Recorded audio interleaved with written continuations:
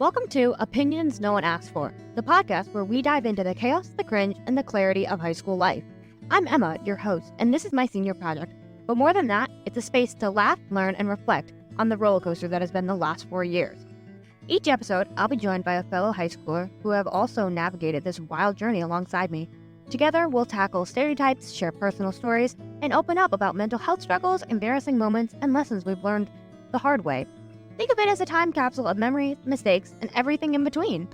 So grab your headphones, buckle up, and get ready for some honest, unfiltered, and occasionally unsolicited opinions. This is Opinions No One Asked For, a podcast about the stories that shaped us from the people who lived them. Hi everyone, and welcome back to Opinions No One Asked For. Today I have a special guest, Darwin. Yo, what's good, everyone? Darwin is here, and he has a lot of cool things to talk about, and I'm really excited to have him here. So, Darwin, just to start off, could you give us like a quick little rundown of who you are for the listeners? Sure. As I'm already said, I'm Darwin. I'm a senior here at Souhegan High School. I've been going to school in New Hampshire since 4th grade. I don't remember how many years that is now. Went to the Mount Vernon Village School for 4th through 6th, and then 7th and 8th were at the middle school, and I've been going to Souhegan ever since. I love that. Yeah, and then what do you do for like extracurriculars now? Well, I'm a part of the ethics forum with Emma, and I've been wrestling since freshman year. How's wrestling been going for you? This year, not as good as I would have liked, but past 3 years have been a great time, and I'm still loving the sport this year. It's a great community to be around. A lot of fun to be had at practice and at meets and tournaments and all that. But my performance this year just has not been as great as I would have liked. Yeah. Well, are you okay with that, or you want to change that? I mean, I'd love to change it. I just got to put in more work in the practice room and actually get myself moving the way that I want to be moving. I need better cardio. I moved up a weight class from last year, so I got to make sure that I'm staying as strong as I can be. And I got to use my speed to my advantage because working with a lot of bigger kids now, they're not nearly as fast as they usually are. Good to know. I'd just like to start off basically diving in from like the past and then move forward. So could we start it in like 7th and 8th grade for the podcast? Yeah, absolutely. Alrighty, so I know that you experienced some tragedy and loss in your life. Most people have, and you lost your stepdad. Could you talk about how that was, like, dealing with when you were around, 12, 13 years old? Yeah, somewhere around there. It was interesting, obviously. I guess the biggest thing was that, the biggest thing that keeps popping up in my mind to this day is the fact that he never got to see me wrestle, which, like, I know he would have loved. He would have hated it for the same reason that my mom does. She hates watching me wrestle because it's just nonstop getting your body twisted in ways that it probably shouldn't be. But it's just weird thinking they never got to see me do that. He never got to see me do track and field, which I did 8th grade year in the spring after he passed. Yeah. And then, like, in the home life section, it was, I guess the best way for me to describe it is that I felt as though I needed to be the man of the house now. That's a big role to take on at such a young age. Yeah, I mean, it wasn't necessarily the first time that I'd felt that way because my mom and biological father got divorced, stopped living together when I was 2, got like officially divorced when I was like 4. So I felt as though I needed to take on that role at that age, but like I was still a little kid. I didn't really understand what that meant. But with my mom being as sad as she was because the man that she loved was no longer on this plane with us, I just kind of realized that, like, yo, you got to be the man now. You got to be a man now. You can't be a little kid anymore. Yeah, definitely. And how have you been able to like model that, I guess? Do you model it like when you're at home? Do you model it when you're at school? What aspects does that like kind of characteristic come out? Just try to be more mature, I guess, is a big one. Because I've always been or I always was, I should say, kind of like just basically a grown little kid. Like, not a whole lot of self-control, very sporadic and jittery, jumpy. But then I was like, yo, you gotta cut that. You gotta be more mature. You gotta start doing more stuff around the house. You gotta start making sure that your mom is okay. And It's a big responsibility. Yeah, I felt the need to be strong for her because I knew that at this moment she was in her, I guess, deepest place of weakness, Mm-hmm. at least as far as I'd seen her. Yeah. Wow, that's a lot. How has it been over like the last couple of years? Like the transition from middle school to high school alone is crazy, and then just navigating high school, like, and then having to grieve and having a complicated home life. That's like a lot to handle. How do you like balance that, or when does it come up? Like I know, like growth and grieving, it's not linear, and you're not just automatically going to be, oh, you're better. So like, how is that still an aspect? It's not a very prominent aspect of my life anymore. It's not like I'm constantly on the brink of tears every day like I was for a little bit back in middle school. But it's a lot more just, I don't know, every once in a while I'll think about him, I'll get really, really sad. And then I just think about the fact that one of my favorite things that I thought of after he died was my mom and I talked about this a lot. There are two possibilities as to what he's saying. Neither one of us, me or my mom, are religious, but he was a Catholic man, born and raised. And one of the things that we talked about all the time is that there are two things that he is saying up in heaven. He is either saying, "Come on, guys, you don't gotta be crying. Don't be sad over me. I don't want to see this," or he was laughing his tail off, going, "Ha ha ha! Yes, cry for me, peasants." In the most loving way possible, obviously. But I don't know. I just kind of I bring that up to just kind of put in perspective how funny of a guy he was and how great of a personality he had. So it's a lot of just thinking about, you know, how he would have been, talking to me. Mhm. Just trying to think like what he would have done as Yeah. life goes on. Yeah. Just a clarification question. So, because your biological dad left when you were pretty young, do you just have like, what's your relationship with him now? Does it exist? Does it not? My parents did a very, very good job. I commend my mom very heavily for this because, admittedly, my dad is not the easiest guy to get along with. But she's done a very good job trying to keep him as a part of my life for the entirety of it. Yeah. And I think it's, like I said, it's very commendable on her part.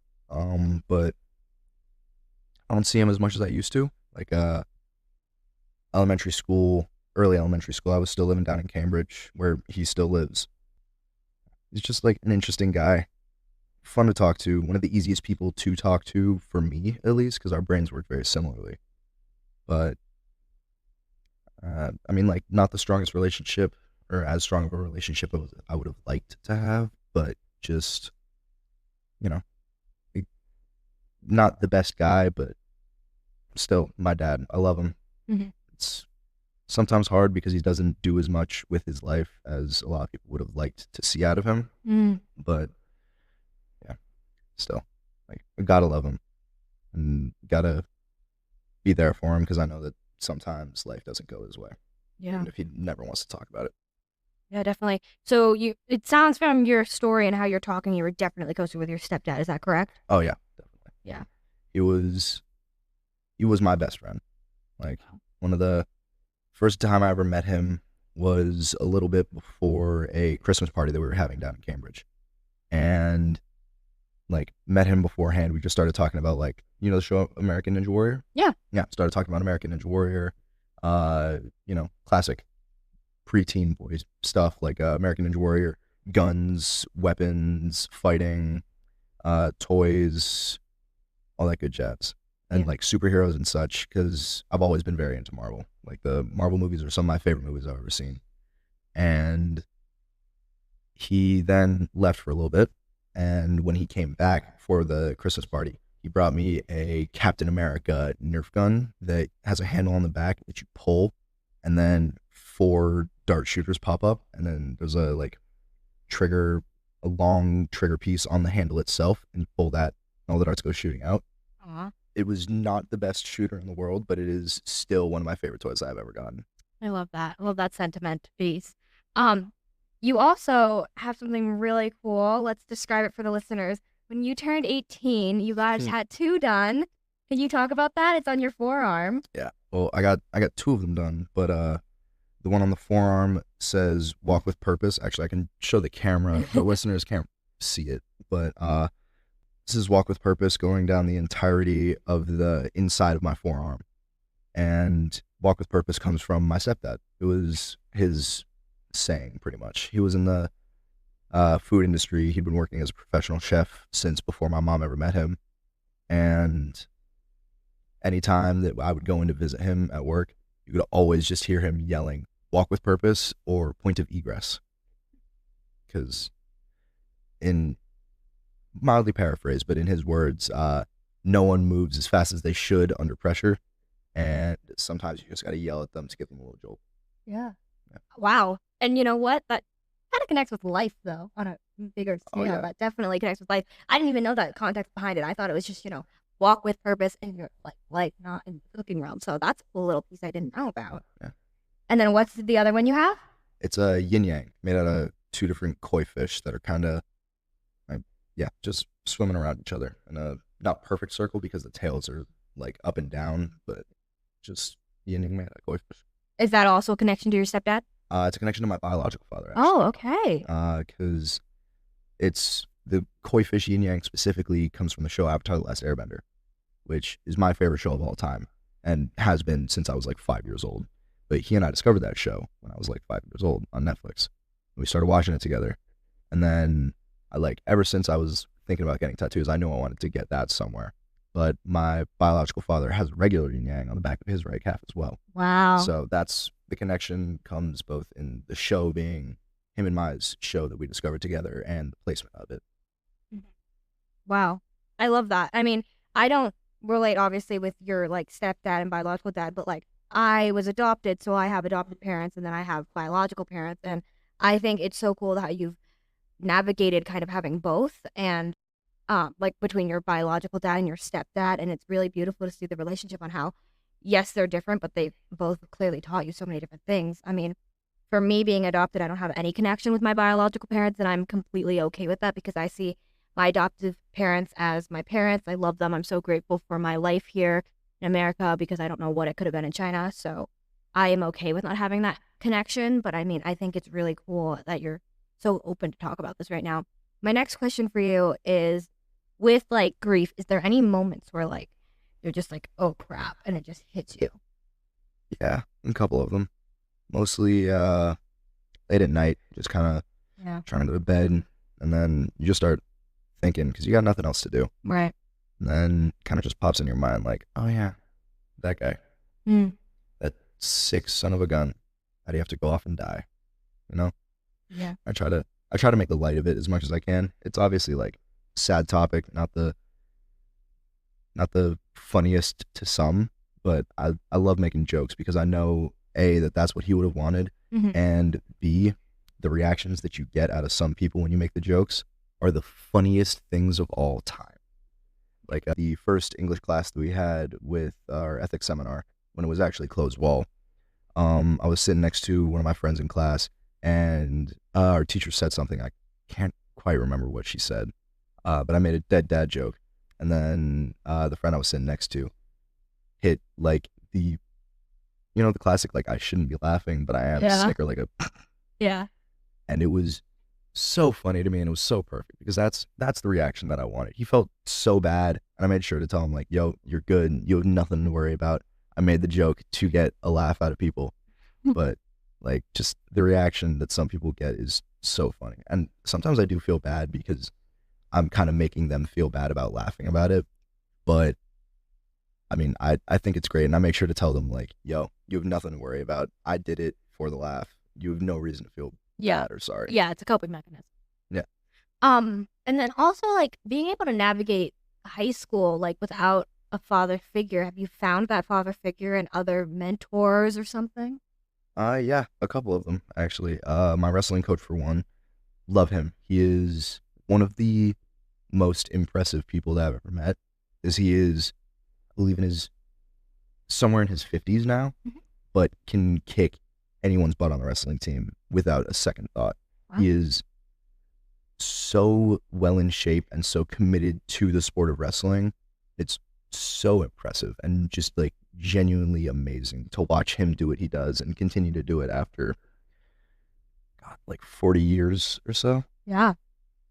It's awesome. And then just like male role models and teachers a lot of the time. Like my freshman year English teacher, love that guy. I had him for an advisor as well, and just getting to talk with him and like learn things from him and have another solid male role model in my life was great. And same thing with my English teacher, social studies teacher this year. Love him to death. Love him too. He's awesome. No, I think that's so important that you're finding those role models. And I definitely think, regardless of not having one in the home, that teachers are an amazing outlet for that therapy session almost. Like my teacher this year, philosophy teacher, he is like my college advisor. I will come in, I'll be like, you know what? These colleges got back to me. This one rejected me. And I think I've cried in front of him at least 3 times this year. Senior year, guys, it's real. Find a mentor. Find someone that isn't your parents. No offense to parents. They're amazing and I love them so much. But sometimes there's just stuff that either you do talk to them and they're like giving you stuff or stress. You got to find someone like outside of the home. You just need to mix it up. It's very important. Yeah, it's very important to find someone that obviously you do have a connection with, but it's not necessarily a forced connection. Yes, true. That's good. Like parents specifically.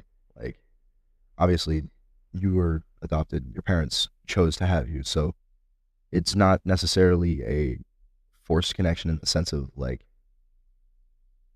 you were born to them, they are automatically your parents. Like they obviously chose for you to be their kid, which is awesome.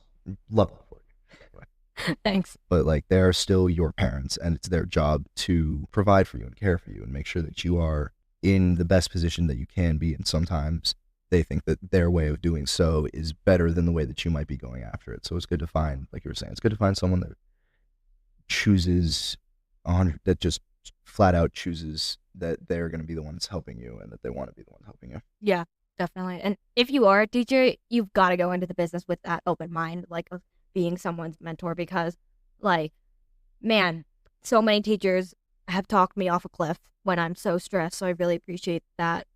And I need that in life. So that's really important. Next thing I want to talk about with you is your plans after high school, because I think that's really unique. Could you dive into what you're thinking?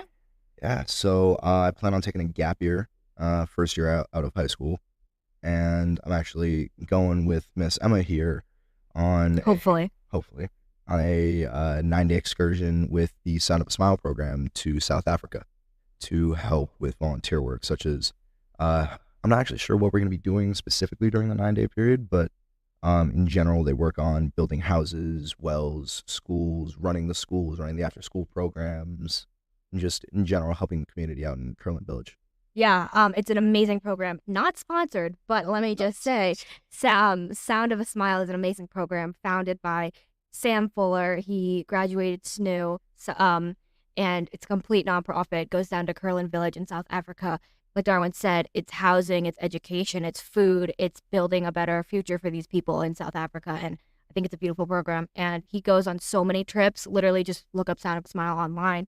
Donate, please. Like they need the help. Everyone down in Africa needs the help. And it's just a beautiful project where Sam Fuller, the man himself, he is just so selfless. And so he puts like 120 billion% of himself into it. So I think it's just so beautiful. And yes, I'm so hyped and I really, really want to go. All right, that's going to be awesome. And then working for the most part outside of that to hopefully get myself enough money to then go on a longer excursion later in the year. Where might that be?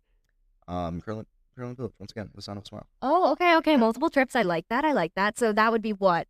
It would be 2025 for first trip, and then what? Come 2026, another trip? Maybe. I'd have to talk with Sam based around when he usually goes on his longer excursions. Because I know that he goes on the 9-day, or he takes us on the 9-day, and then he himself goes out there for what, like 4 months at a time? Yeah, he does. Yeah. So I'd love to go down sometime within that range, like for a month or so maybe, just to help out as much as I can, and maybe even longer if I decide that I'm loving it as much as I'm hoping that I'm gonna. Yeah, it's so beautiful, and I think you're so brave for being able to say, hey, this is something I'm really passionate about and I want to do this, because I think there's so much negative stigma with the idea of taking a gap year when, like, honestly, if you don't know where you're going, it's not the end of the world. Like, life still moves on and there's so many other things in the world that doesn't require college. And also, like, the whole idea of needing college to be successful is not true. Like, look at all the things you're going to learn in Africa. Oh yeah, it's gonna be awesome. Well, I mean, like carpentry skills for one, from the building houses, people skills from just having to interact with so many different people from so many different walks of life, and just in general being nice. Which, like, obviously people learn that most of the time just through personal experience, but it's still a really good thing to learn and take time out of your Mhm. life to really think about how you want to be a kind person. Yeah, definitely. And you're just like, expanding your horizon. I think it's so cool. And in another world, I would be traveling, but in another world, I don't know. I love that. I want a cow, a miniature Highland cow. It's on my Christmas list. Oh, that's fair. Mhm. Highland cows are so cute and so fluffy. I need it. There's like a little farm in, I think it might be Alabama. I don't know. I could be making that up. But it's like you pay like $20 and go spend time petting the cows in the pen, and I want to do that so badly. That's awesome. Yeah, but I'm not going to go out all the way to Alabama, unfortunately. Yeah, that's fair. Bringing it back to your experience in high school, is there any advice for either a teacher listening or someone in high school that you'd give after your 4 years? I mean, I guess the biggest thing is you gotta stop caring about what people think. Like, obviously, Real. it's high school, so like you are kind of required to see most of these people for 180 days out of the year. But it's, I mean, it's just like do your own thing. Like, if anyone doesn't like it, that's their problem. Yeah. Find new people. Yeah. Find people who will accept you for who you are and who will care about you regardless of what you do. And find people that are willing to call you out on being stupid and doing dumb stuff, because that's very important. If you have a group of friends that just kind of like let you go on your own way, which like is good sometimes, it's good to let your friends and your peers find themselves out, figure out who they are, who they want to be on their own.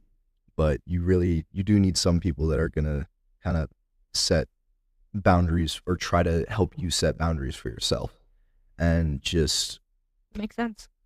keep the ball rolling, but rolling down the hill, not off the side. I like that. I really like that. That's really important. So there you have it, guys. This is Darwin, a little bit about his story and his advice for those still in high school. I hope you enjoyed and you follow along for the next podcast episode. Thanks. Bye.